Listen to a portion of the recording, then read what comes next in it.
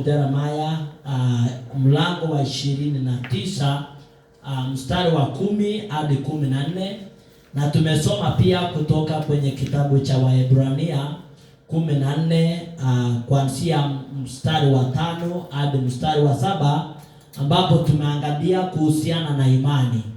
Na tuliposoma Jeremiah mlango wa 29 tukaona Mungu anazungumza pamoja na wana wa Israeli, akiwaambia ya kwamba kwa miaka 70 ambayo imefika nimewasikia na ninawarejesha. Bwana Yesu asifiwe. Nataka nisungumuze kuhusiana na Mungu kutusikia na kuwa karibu kwa ajili yetu. Bwana Yesu asifiwe sana.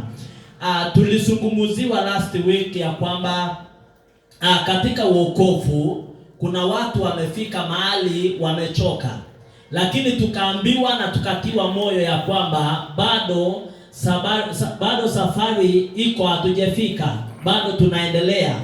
Na kwa sababu tunaye Mungu ambaye anatutia nguvu, na kwa neno lake akatuambia pia ametupatia Roho Mtakatifu msaidizi atakayetembea nasi, sisi hatutachoka kwa sababu tumepata hekima hiyo na tumepata ufahamu wa aina hiyo, ili kwamba tuweze tukaendelee mbele na tukatasamie Mungu. Bwana Yesu asifiwe. Na mchana wa leo ninahimizika kunena kwa ajili ya imani yetu, kwamba Mungu ako karibu na wewe, anakusikia. Ni mara nyingi wapendwa, tunafika mahali ambapo sisi wenyewe ndio tunakosa kupresent mambo yetu kwa Mungu. Sisi wenyewe tunakosa kumuitia Mungu na kumwambia Bwana niko hapa. Unakumbuka huyu jamaa anaitwa kwa Biblia mwenye alikuwa kibofu, kwa jina, hii jina inanipotelea, Bartimayo alipiga nduru akasema Yesu mwana wa Daudi. Wajamaa wakamkanyangia, wakamwambia utatuaibisha. Kwa jamii zetu ama kwa eneo ama kwa wakati ambaye tunaishi leo, ukipiga sauti ama kelele na sauti ya neno la Mungu, watu wanaweza kukuambia ndugu utatuaibisha. Hata mahali tuko ukisema hiyo sana tutakubalika. Labda kenye mlikuwa mnaenda kutafuta, unajua sasa kama hata saa hii tunapofanya hii kazi ya kutafuta fedha kwa sababu ya hii kazi ya Mungu, kuna mikutano utaitwa ufike pale, roho nyingine inakuambia hapana useme hapa. Labda watakukataa ama wataona kama wewe unaomba sana. Lakini Bartimayo alisidi kupiga kelele. Na nilipokuwa nikisoma neno nikaona kwamba kama Bartimayo angepiga kelele zaidi angepona. Lakini wakati aliendelea kupiga kelele zaidi ndio uponyaji wake ilipatikana. Bwana Yesu asifiwe. Basi wapendwa, tusikanyagiwe, tusione aya kwa kila jambo, especially when we are preaching the gospel of our Lord Jesus Christ. Nilikuwa naangalia video kutoka labda Amerika ama wapi huko sehemu za nje, wapendwa wanaenda wanahubiri. Wakihubiri wengine wanapita kwa street wanawalinga mawe. Wengine wanakuja wanawamwagia vitu yenye wako naye kwa mikono. Nikaangalia nikasema bado sisi wa Kenya tuko na nafasi nzuri, lakini tuko na mchezo. Kwa sababu kama hatutaendeleza ile kazi Bwana ametupatia kwa wakati bado muda inawezekana kufanyika, tunafanya nini? Bwana Yesu asifiwe sana. Ni muda wapendwa, tusidi wakati huu taifa inaendelea inaonekana mambo mengi. Unaona kama news jana, unakuta kijana tu mwenye alikuwa anamalizia KMTC anarushwa kwa sababu ya shilingi 20. Watu hawana utu tena. Mzazi wa huyo mtoto anafilaje? Taifa letu iko mahali ambapo utu imepotea. Watu hawana ile uoga, ile hata kumhofu Mungu hata kidogo. Tusimame kama wapendwa na tupige sauti, maana Mungu mwenyewe bado anatusikia. Amen. Bwana Yesu asifiwe. Huenda watu wasitusikie tena. Hata taifa letu inaweza kosa kutusikia, lakini nikutie moyo na neno la Mungu linatuambia ya kwamba bado Mungu anatusikiza. Bwana Yesu asifiwe sana. Kama wana wa Israeli walikaa miaka 70 na wakati walizidi kumuitia Mungu, unajua ilifika mahali walijirealize, wakajua kweli hapa sio kwetu na hatufai kukaa hivi. Wakaelewa hii mateso yenye tunayapitia sio yetu, na wakaanza kumuitia Mungu. Bwana Yesu asifiwe sana. Na wakati walizidi kumuitia Mungu, Biblia inasema ya kwamba bado nina mipango mema kwa ajili yenu. Na Bwana akawaambia nitawarejesha. Bwana Yesu asifiwe sana. So ninaona ya kwamba tunapoendelea kumuitia Mungu, wapendwa, bado Mungu anatusikia. So tunaona kwamba kama wapendwa, kama Wakristo, tumeokolewa, tumekombolewa. Imani yetu, our faith as Christians is built in the foundation that God exists. Praise the name of the Lord. Kwa sababu unapojua ya kwamba Mungu yupo, hata nini ikuje upande wako, wewe hautahofu, maana unajua ya kwamba Mungu yupo. Bwana Yesu asifiwe. Na utakuwa na ujasiri kwa sababu unajua na unaelewa. Sio kitu ulisikia ukiambiwa, ni wewe mwenyewe unaelewa. Bwana Yesu asifiwe. Na ukiwa unajua kwa ufahamu, ukiwa na hiyo ufahamu ya kwamba Mungu yupo, na kuambia utatenda mambo ambayo watu watashindwagwa. Na kwa umbali ambaye umekuja hata kwa maisha yako ya wokovu, lazima kuna mambo fulani ambaye Mungu ametenda kukupitia mpaka hata wewe mwenyewe uamini, kwa sababu yeye yupo pamoja na wewe. Bwana Yesu asifiwe. Neno lingine ni kwamba imani yetu kama Wakristo imewekwa, our faith again is built in the foundation that God treats people who seek him differently. Praise the name of the Lord. Bwana anawatendea wale wanaomtafuta kwa bidii. Labda anawashughulikia kwa njia fulani tofauti kidogo. Bwana Yesu asifiwe sana. Kwa sababu sisi wote ni watu wa Mungu, tuliumbwa na Mungu. Watu wenye hawajaokoka waliumbwa na Mungu bado. Wenye wameokoka na wamefikisha mahali, hii wokovu pia iko na lazima utafute, yani ufanyie kazi. Bwana Yesu asifiwe sana. So ukikuta mtu ameokoka na ako tu comfortable, amepokea wokovu, basi ni sawa, anakaa hapo tu, kuna vile tu yake inakujanga kwa design yake. Lakini kuna ule mtu mwenye anatafuta Mungu. Tunataka nilikuwa naangalia sana maisha ya hawa wapendwa kina Enoch. Biblia inasema ya kwamba yeye akufa, alichukuliwa na Mungu. Kwa sababu Mungu aliona, alipata testimony kutoka kwa huyo mtu. Bwana Yesu asifiwe sana. Mungu aliona imani ambaye Enoch alikuwa naye kwa Mungu. Mungu aliona testimony ambaye Enoch alikuwa ame-maintain katika maisha yenye aliishi ulimwenguni. Bwana Yesu asifiwe sana. So kuna vitu ambaye Mungu anaangalia, na pia bidii yenye sisi tutaweka ili tuweze tukapokee vitu kwa njia ambaye kila mtu mwingine atasema, ai, na hii mambo yake ni tofauti. Huyu ndugu amebarikiwa. Bwana Yesu asifiwe. Hatutabarikiwa tukiendelea kukaa kwa comfort zone, ya kwamba sisi tuko bora, tunakula bora, tuko. Wana wa Israeli kama wangeendelea kukaa kwa their comfort zone na kusema wacha tu tukae, si tumekuja hapa, wacha tuendelee, hawangefika na Mungu angewarejesha. Bwana Yesu asifiwe. So ni muda na wakati ya kuelewa ya kwamba sisi tunaishi kwa imani, ya kwamba tuna imani kwamba Mungu yupo na anawatetea wale wana wake ambaye wanamtafuta kwa bidii. Na tunaona ya kwamba pia kutafuta Mungu kwa bidii sio jambo ambaye unaambiwa. Sio jambo ambaye tutadecide kama kanisa leo ya kwamba tutaanza leo kutafuta Mungu kwa bidii kuanzia next week, tutaanza kufanya hii mwezi huu. Bali ni wewe mwenyewe, ni wewe, uamuzi ambaye inatoka kwa moyo wako. Bwana Yesu asifiwe. Ni uamuzi ambaye inatoka kwa moyo wako na kutamani sana kutembea katika divine power ya Mungu.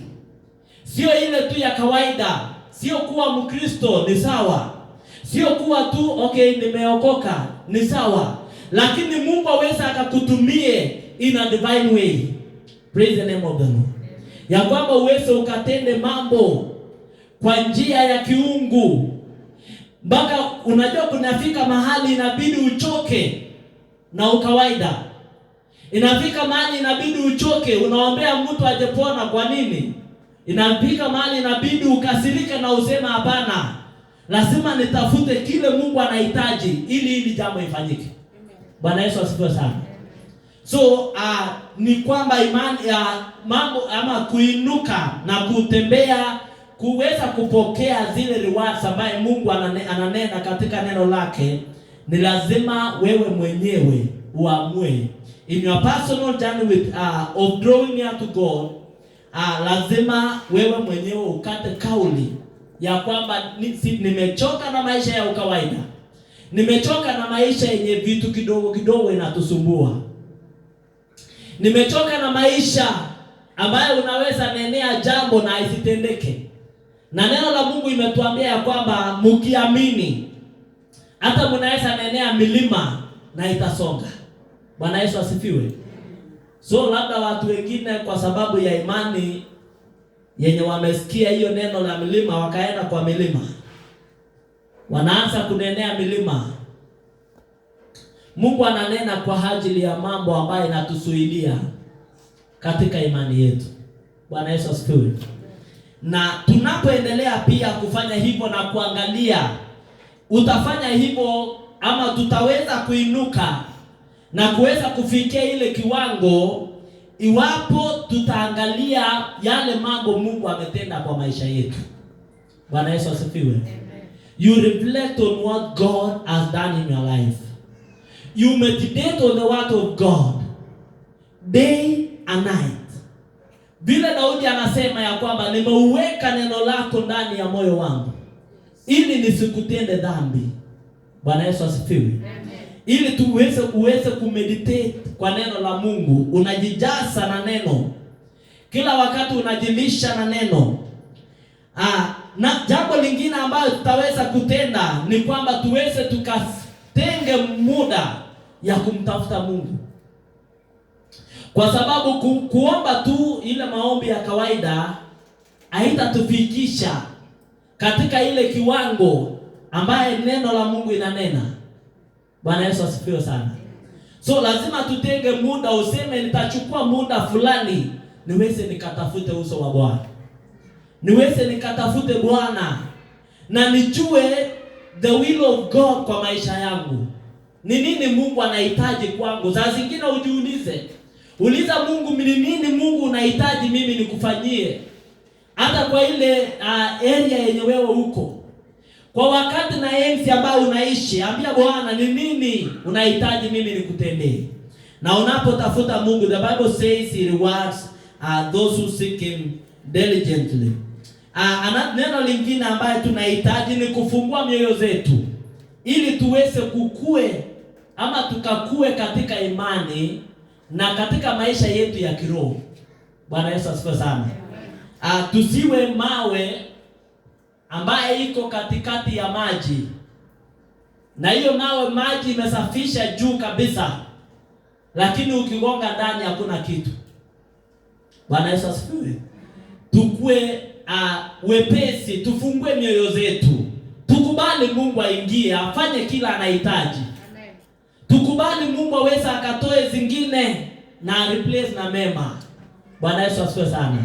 So tunapojiweka katika kiwango hiyo ya kuwa na imani kamilifu kwa Mungu, ya kwamba yeye yupo, na ujue na utafute sana kile Mungu anahitaji katika maisha yako. Jambo lingine pia ni kwamba tunaweza kuinuka katika imani yetu kwa kuangalia yale mambo Mungu alitenda hata kwa watumishi wake katika neno lake. Kwa sababu unapoendelea kuangalia neno na ama habari ambazo imeandikwa katika neno la Mungu kuhusiana na watumishi wa Mungu, tunaweza inuka katika imani yako. Unaweza ona kwamba kama fulani alifanya hivi, na unaanza kuomba Mungu neema fulani, na Bwana anasema kwamba atakupatia. Bwana Yesu asifiwe sana. So tuendelee katika kumtafuta Mungu na kuliitia jina la Kristo, ili tuweze pia kufika sehemu ya kupokea yale Mungu anaahidi kwamba wale wanaomtafuta kwa bidii. Lazima pia tuwe watu wenye tunaangalia nyuma, we be people of repentance. Praise the name of the Lord. Amen. Usiseme mimi niko sawa. Mambo mengine unaulizwa, unasema mimi niko sawa, niko naelewa niko sawa. Tukue watu wa kuangalia pia nyoyo zetu. You search your heart every day. Like the same word yenye Daudi anasema kwa Psalms 139, ya kwamba nichunguze ewe Bwana, so that wapo kuna jambo lolote Bwana uniondolee. So uangalie sana na utafakari na uangalie nyuma ya kwamba ni nini inaweza kuwa inanifanya. Saa zingine uangalie hata imani yako, kwamba mambo nilifanya wakati niliokoka, bado ninaendelea kutilia maanani upendo ule, bado ninaendelea kutafuta Mungu. So uweze kuangalia maisha yako na uangalie moyo wako, so that wapo kuna jambo lolote ambaye nakurudisha, uweze kuinuka na Bwana atazidi kukusaidia. So ili tuweze pia kupokea the rewards yenye Mungu ameahidi kwa neno lake, lazima tuwe watu wenye tuko obedient to the word of God.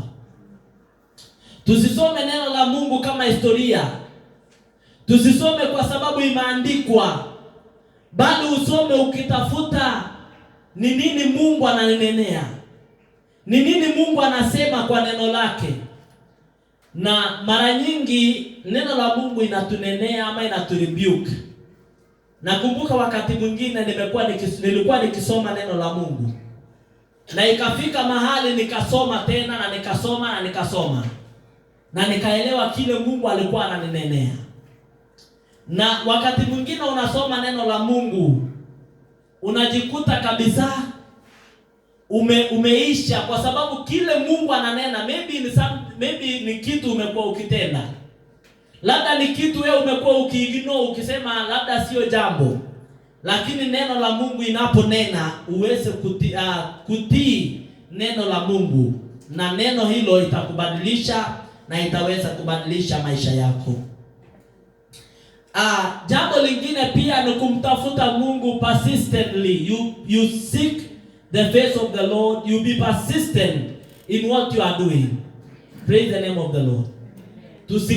Usikuwe unafanya leo, unawacha kidogo, unafanya next year, unakaa kidogo mpaka inakumbushwa labda ndio uanze tena kutenda, bali uweze kutafuta Mungu wakati kuna shida na wakati kuna raha. Uweze kutafuta uso wa Mungu na kuliitia jina la Bwana, kwa sababu yeye anatusikia nyakati zote. Na ukikuta kwamba unatafuta Mungu wakati mambo imefika mwisho, mara nyingi Mungu huwa hawezi kukujibu mara moja, kwa sababu unamtafuta kwa uwepesi na ni kwa haraka, hauje kutengeneza uhusiano wako na yeye. So unaweza kuta kwamba Mungu hajajibu maombi, unasema labda Mungu amenisahau. Mungu bado anakusikia. Bwana Yesu asifiwe sana. Na anahitaji pia kumtafuta wakati wote. Usitafute tu wakati mambo iko sawa ama wakati mambo iko imeenda vibaya, lakini uweze kumtafuta nyakati zote.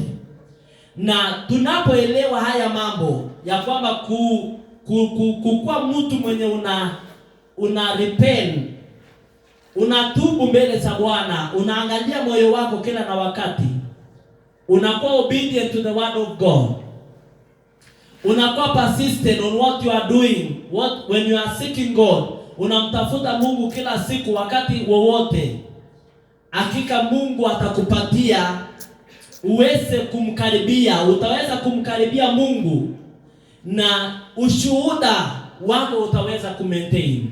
Praise the name of the Lord.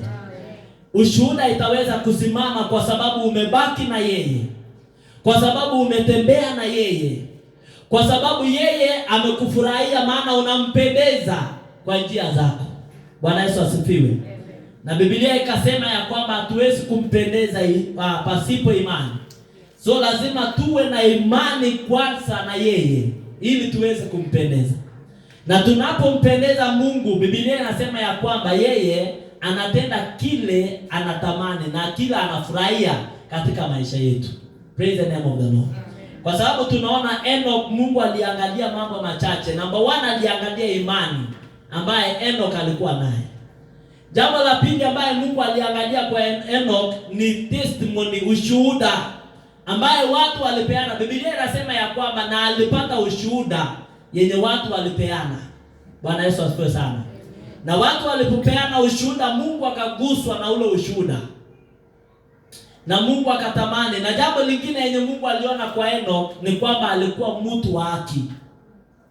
Hakukuwa mtu wa kugeuka. Unaamini leo kidogo unaona ni kana kwamba amechelewa. Biblia inasema ya kwamba aliona uwaki katika maisha ya Enoko. Na tunapoendelea pia kufanya hivyo na kutafuta Mungu, tunaweza kuelewa mapenzi ya Mungu kwa maisha yetu, na tunaelewa promises yake itakuja kutimia. Bwana Yesu asifiwe. Kuna hatari moja inakuanga katika maisha ya wokovu na maisha ya imani kama Mkristo. Hatari ambayo ipo katika maisha ya wokovu ni wakati unakuwa mtu wa kushuku. Unakuwa mtu wa kutoamini. Yaani unaamini lakini uko na doubt. Bado una mawazo mbili. Unasema na isipokuwa namna hii, na isipofanyika hivi. Unajua wakati mwingine unaweza ambia watu jambo mpaka wanashangaa. Kwa sababu unaweza kuta kuna shughuli inafanywa, labda kazi, na inahitaji labda fedha nyingi ama nini inahitajika, na muda imeyoyoma karibu inafika. Na ukiambia watu kwamba bado Mungu yupo, kuna watu hawatakuwa na hiyo imani. Wanaona sasa hii between leo na tarehe 14 Mungu sasa hapa hii wiki moja, na labda umekuwa ukijaribu kwa muda mrefu. Lakini nikuhakikishie ya kwamba unapoendelea kumtafuta na kumjua, atakuonyesha ile mapenzi yenye yeye ako naye kwa ajili yako. Praise the name of the Lord. Na unaweza pia kuamini ile ahadi ambayo yeye amekupatia. Hautachukulia tu kama ni kawaida, bali utaamini kwamba ahadi zake ni kweli na ni amina. Na itakuja kutimia kwa wakati yeye mwenyewe amesema. Inanikumbusha habari za Abraham pamoja na Sara. Wakati malaika wanakuja kupeana ripoti, Sara anashangaa. Sasa hii itakuwa namna gani? Kuna hatari moja inakuja pia wakati huo, kwa sababu unakumbuka the book of Luke chapter 1 kuhusiana na Zekaria. Wakati malaika alikuja kumpa ripoti, pia alidoubt. Akasema itawezekanaje? Na unaona hatari ambayo inakuja. Wakati mwingi unaweza pitia pia mambo na mitihani fulani ili uweze ukapokee kile Mungu alikuwa ameahidi. Bwana Yesu asifiwe. So ujihatari sana, usidoubt, usiangalie na mawazo mawili, bali kwa kila jambo uweze ukaamini ya kwamba mipango ya Mungu na ahadi zake zitakuja kutimia kwa maisha yako. Na tunapoendelea pia kuamini, tunaweza kupokea chochote ambaye tunaitisha kutoka kwake, na chochote ambacho Mungu amekusudia kutenda katika maisha yetu. Maana tukiangalia the book of Matthew chapter 21 kuanzia 21 mpaka 22, neno inasema ya kwamba na mkiamini mtayapokea yale yote ambaye mnaomba. So lazima pia tuwe na imani moja ya kwamba kweli Mungu atatutendea. Uweze kuamini ahadi za Mungu kwa maisha yako. Usione kana kwamba amechelewa, usione kana kwamba haiwezekani kwa sababu ya muda, kwa sababu situations pia inaweza fikisha wewe unasema ni kama Mungu amechelewa ama amesahau. Bwana anasema kwamba bado anakumbuka na anajua yale anakusudia. So tuweze kupokea na kuamini neno hilo kwamba ahadi zake zitatimia katika maisha yetu. Na tutakaposimama na kutoweka mawazo mawili ya kwamba itawezekana, hakika tutaweza kupokea yale yote ambaye Mungu amekusudia. Bwana Yesu asifiwe. Tutaweza kufika katika ile mji ambaye Bwana ametuahidi. Maana katika imani tutatembea kwa ujasiri. Maana jambo tutapokea ni ujasiri, maana tunajua tuko na uhakika na yeye na tunajua kwamba anatufikisha katika uzima wa milele. So wacha Mungu atusaidie sana tunapoendelea kukua katika imani na kuendelea kumtazamia Bwana na kuendelea kutafuta Mungu kwa bidii. Sio wakati tu mambo unahitaji mambo fulani, bali tuweze kukua consistent kwa kila jambo ambaye tunatenda. Tuweze kutenda kila wakati, tuweze kutafuta Mungu kwa bidii kila enzi na kwa nyakati zote. Na tuweze pia kuamini ya kwamba yeye ni mwaminifu. Wakati Mungu alimpatia Abrahamu ahadi ya kwamba yeye atakuwa baba wa mataifa, Abraham kidogo angeona kana kwamba haiwezekani, lakini kwa sababu alikuwa na imani ya kwamba na aliamini Mungu kwamba yeye sio muongo, akiahidi anatenda, hakika Abraham akapokea kile Mungu alikuwa amekusudia. So wacha Mungu atusaidie sana katika imani yetu. Tuweze kuamini neno la Mungu. Tuweze kutii neno la Mungu. Ili anapotuonya, tuweze tukakubali na tukarudi katika zile njia ambaye Bwana anahitaji. Anapoahidi kwamba nitakutendea, uweze kubaki pale katika imani hiyo, na hakika Mungu ataweza kukutana na maisha yako. So wacha Mungu akubariki sana tunapoendelea kumtumainia Bwana na kumungoja hadi siku yeye mwenyewe atakaporudi, ili tuweze kufikia katika uzima ule ambaye Bwana ametuahidia. Amen. Amen. So Mungu akubariki sana.